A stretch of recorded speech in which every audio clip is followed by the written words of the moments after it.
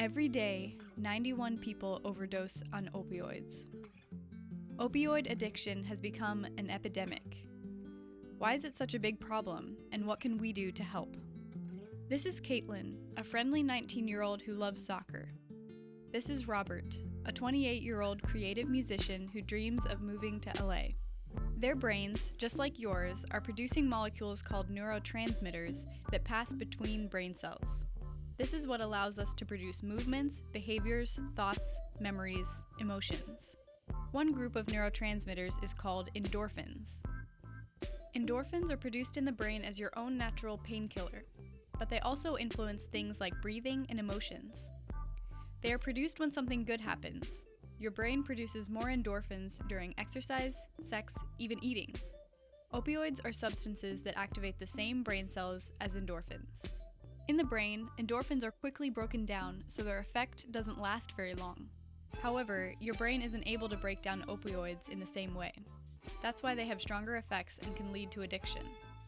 Caitlin had tried other drugs, but 5 years ago a friend offered her heroin. It made her feel safe and content, more than she'd ever felt before. Robert broke his leg and was prescribed opioid painkillers, but when his doctor said he didn't need them anymore, he couldn't stop. In addition to helping take away the pain in his leg, it numbed his emotional pain as well.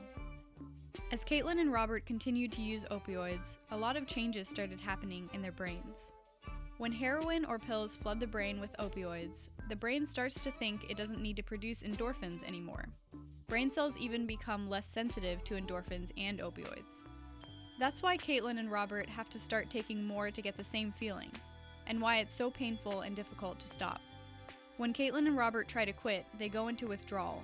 Their brains don't produce endorphins the way they should, so their whole bodies are in pain. They feel depressed and anxious, dehydrated, nauseated, they can't sleep. Even after they go through detox, their brains do not fully recover. Sometimes it's necessary to include medication as part of the treatment for opioid addiction, just to get the brain closer to its normal state again, because the goal is to keep Caitlin and Robert alive and help them become productive members of society. This opioid addiction crisis isn't a simple problem, and it's not going to be solved overnight, but we do know some things that don't work. Silence. Pretending the problem isn't there won't make it go away.